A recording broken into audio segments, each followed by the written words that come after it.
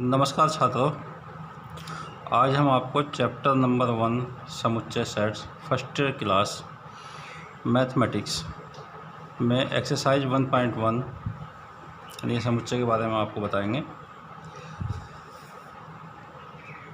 तो देखिए, हमारे पास समुच्चय या सेट, यदि हम इसके बारे में जानकारी लेना चाहते हैं तो सेट का मतलब या समुच्चय का मतलब बहुत सिंपल है। वस्तुओं के सुपरिभाषित संग्रह को समुच्चय कहते हैं। संग्रह का मतलब ऐसी वस्तुएं जिनके बारे में हम कोई कॉमन जानकारी रखते हैं या मुख्य जानकारी रखते हैं, तो ऐसे वस्तुओं को जो संगठित किया जाता है या ग्रुप बनाया जाता है उसी को समुच्चय कहा जाता है। इसको समुच्चय को अंग्रेजी के वर्णमाला में कैपिटल लेटर से, कैपिटल ABC या XYZ की से भी कैपिटल लेटर से प्रदर्शित किया जाता है, यानी प्रतीक के रूप में ABC कैपिटल लेटर का अंग्रेजी के इस्तेमाल करते हैं। इसी तरह से समुच्चय के जो एलिमेंट होते हैं या तत्व होते हैं, इनको अवयव भी कहा जाता है, यानी कि समुच्चय में जो वैल्यू होती हैं या मान उनके समुच्चय के, उन तत्वों को अंग्रेजी वर्णमाला के स्मॉल लेटर ABC या XYZ से प्रदर्शित करते हैं। यदि हमारे पास कोई भी समुच्चय में कोई एलिमेंट हो, जैसे X है कोई तत्व है समुच्चय का, तो उसे इस प्रकार X बिलोंग्स टू A लिखते हैं, यानी ये प्रतीक चिन्ह है हमारे पास बिलोंग्स टू। जैसे ये प्रतीक चिन्ह है, ये इसको बोलते हैं बिलोंग्स टू,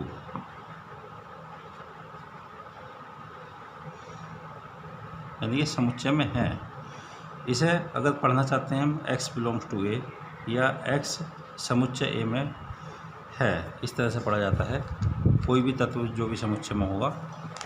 इसी प्रकार यदि नहीं है तो समुच्चय A, यदि X कोई एलिमेंट है या तत्व है वो समुच्चय में नहीं है, तो उसे X does not belongs to, यानी कि जो हमारे पास चिन्ह है बिलोंग्स टू का, उसको बीच में से काट देते हैं, X does not belongs to बोल देंगे।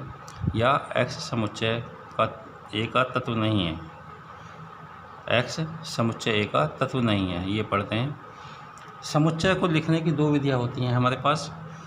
पहली है नंबर 1 रोस्टर विधि या सारणीयन विधि। नंबर 2 है गुणात्मक विधि या समुच्चय निर्माण विधि। इसे प्रॉपर्टी या सेट बिल्डर मेथड भी बोलते हैं इंग्लिश में। देखिए, पहली विधि में रोस्टर विधि या सारणीयन विधि में, इस विधि में समुच्चय के सभी तत्वों को मझले कोष्ठक में यानी ब्रैकेट में अलग अलग लिखते हैं और उनको पृथक पृथक करने के लिए प्रत्येक दो तत्वों के बीच एक कॉमा लगा दिया जाता है, यानी कि सारे एलिमेंटों को हम एक मझले कोष्ठक में लिखते हैं इस विधि में, और उनको अलग अलग प्रदर्शित करने के लिए बीच में तत्वों के कॉमा लगा दिया जाता है। जैसे हमारे पास ये कोई समुच्चय है, A इज इक्वल टू मझला ब्रैकेट कहते हैं। ये देखिए 3 तरह के ब्रैकेट होते हैं हमारे पास। एक तो इसको लिखते हैं, इसको छोटा कोष्ठक बोलते हैं,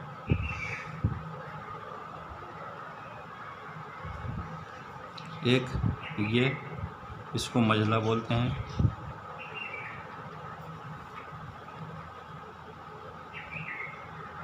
और इस तरह से एक होता है बड़ा। 3 तरह के कोष्ठक होते हैं, बड़ा कोष्ठक,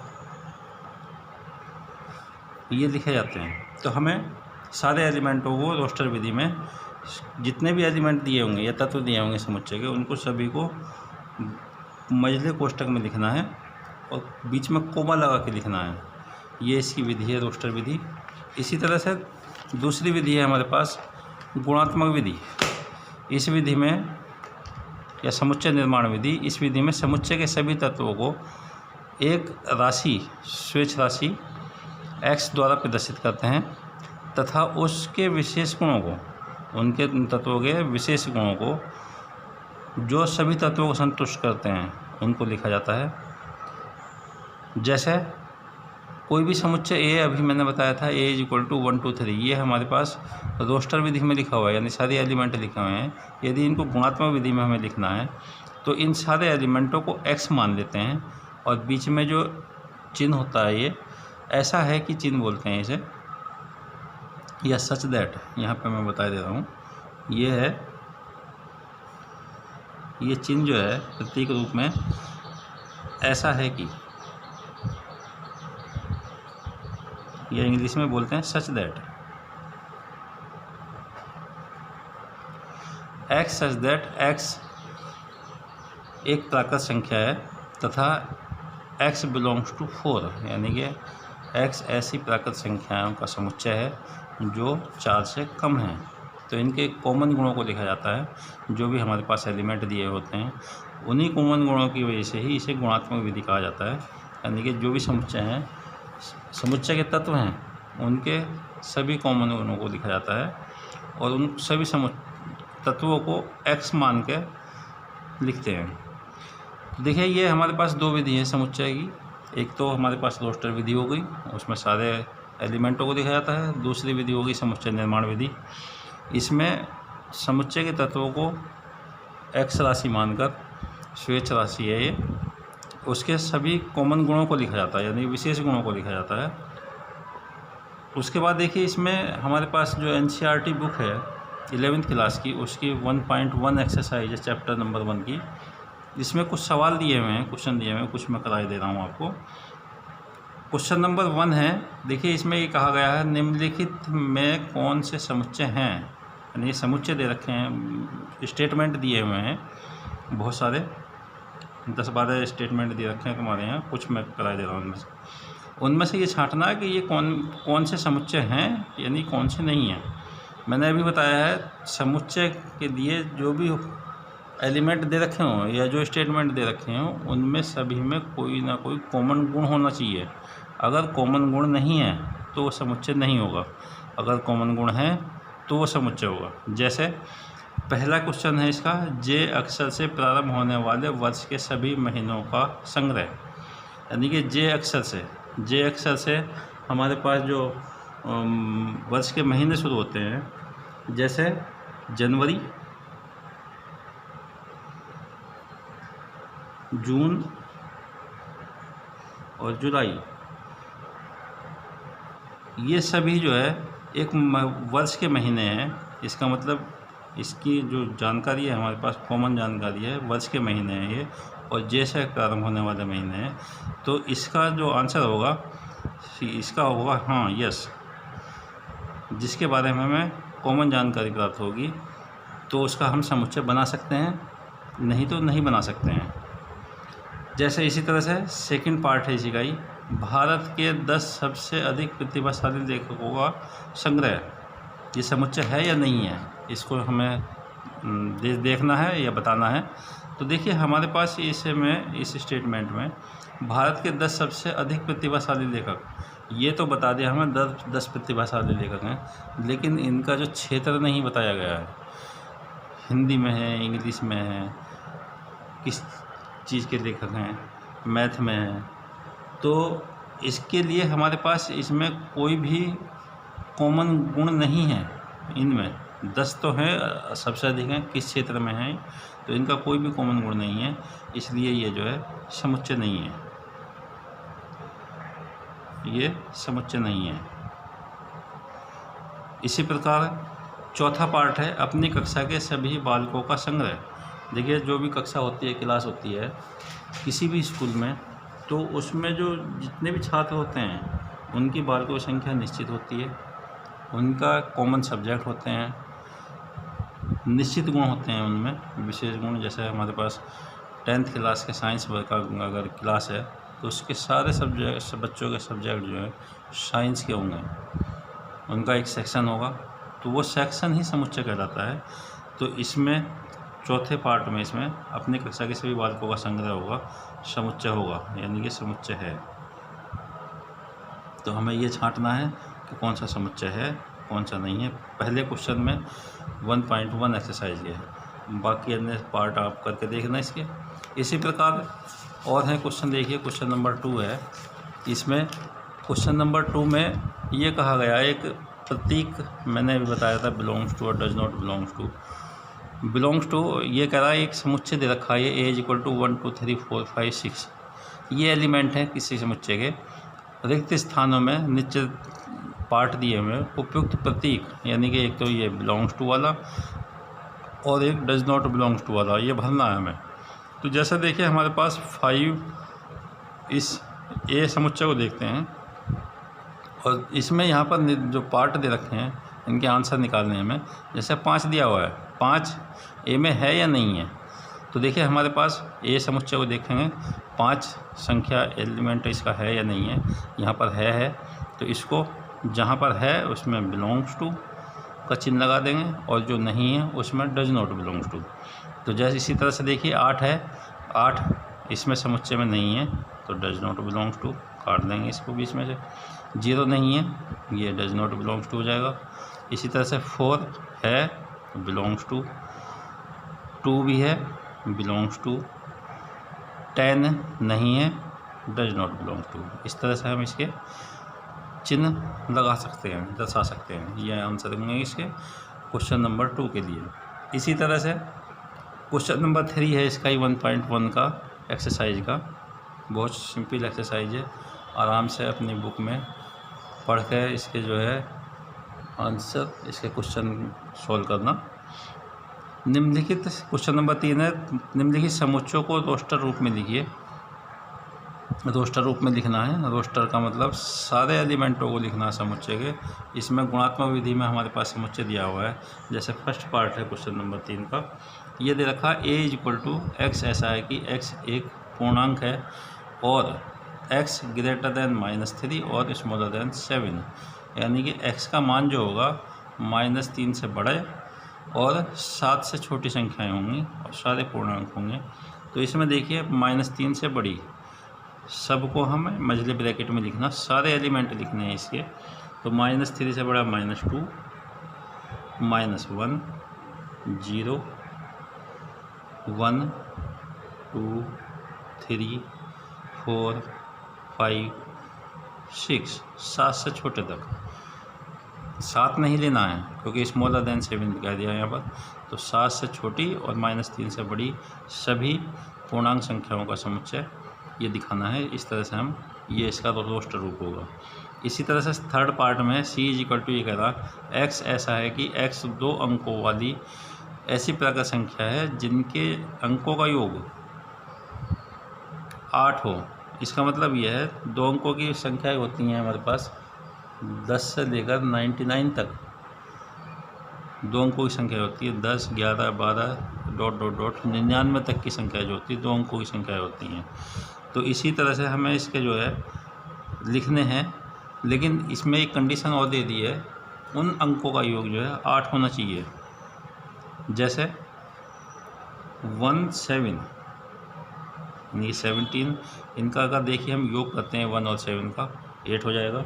इसी तरह से 2, 6 इनका योग 8, फिर 3, 5 इनका योग 8, फिर 4, 4 इनका योग 8, फिर 5, 3 इनका योग 8, फिर 6, 2 और 7, 1 और 8, 0। ये होंगी हमारे पास 2 अंकों की 17, 26, 35, 44, 53, 62, 71, 80। इन सारी संख्याओं के अंकों का योग जो होगा, जैसे 1 + 7 8 हो गया, 2 + 6 8 हो गया, 3 + 5 8 हो गया, 4 + 4 8 हो गया। इस तरह से इनकी संख्याओं का योग जो है 8 होना चाहिए। उसके बाद देखिए इसी में 5वां पार्ट, छठा पार्ट है ये, f समुच्चय दिया हुआ है। इसका वर्ड दे रखा है हमारे पास ये बेटर। बेटर शब्द के सभी अक्षरों का समुच्चय निकालना हमें, लिखना है। तो इसमें देखिए मैंने बताया था, कोई भी समुच्चय यदि हम लिखते हैं, समुच्चय लिखने के लिए जो भी वर्ड दे रखे होंगे, शब्द अक्षर दिए हुए होंगे, उनके अक्षरों को केवल एक बार लिखना है। कोई भी शब्द दे रखा हो, उनमें अक्षर यदि रिपीट हो रहे हैं तो उन अक्षरों को केवल एक बार लिखते हैं, एक से अधिक बार नहीं लिखा जाता है या काउंट नहीं होते हैं उन्हें। तो जैसे हमारे पास f में है, f में एक तो b है, कॉमा लगाएंगे e, फिर कॉमा लगाएंगे t, एक बार लिखेंगे, फिर e एक बार लिखेंगे और r। इस तरह से इसका समुच्चय जो होगा F=BETR, ये होगा। इसी प्रकार देखिए क्वेश्चन नंबर 4 दिया हुआ है एक। क्वेश्चन नंबर 4 में ये कह रहा है, क्वेश्चन नंबर 4 में निम्नलिखित समुच्चयों को समुच्चय निर्माण रूप में लिखिए। समुच्चय निर्माण का मतलब गुणात्मक विधि में लिखना हमें इसे। तो ये हमारे पास ये रोस्टर विधि लिखी हुई है, यानी कि सारे एलिमेंट लिखे हुए हैं। जैसे हमारे पास फर्स्ट का आंसर है, इसमें जो समुच्चय के एलिमेंट लिखे हुए हैं, तत्व लिखे हुए हैं ए में, इसमें समुच्चय में जो दिया हुआ समुच्चय है ये A=3, 6, 9, 12 में समुच्चय के तत्व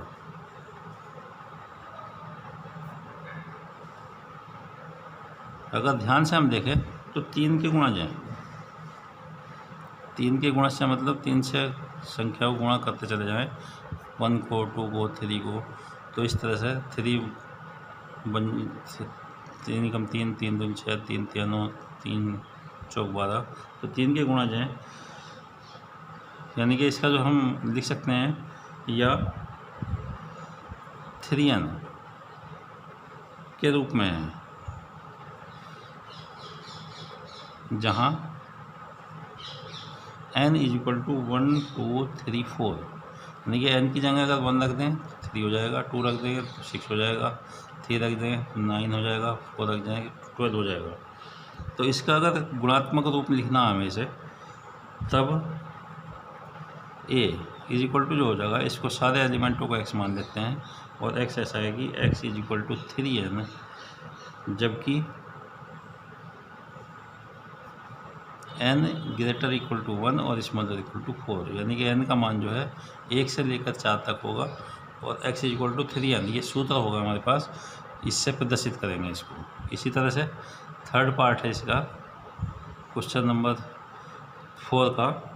ये कह रहा, देखिए 525C दिया हुआ है, 5, 25, 125, 625 समुच्चय में,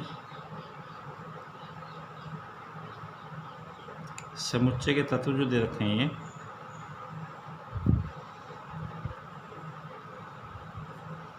5⁴ 1, 5⁴ 2, 5⁴ 3, 5⁴ इसके रूप में है।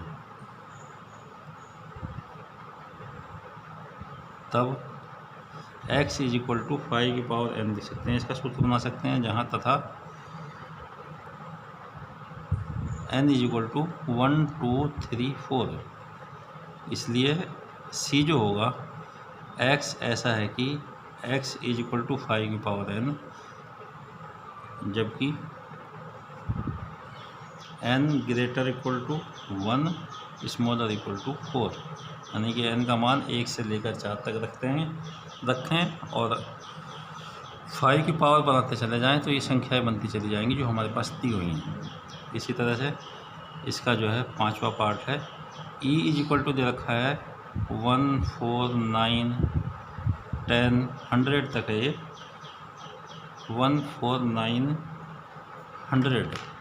100 तक होगा ये।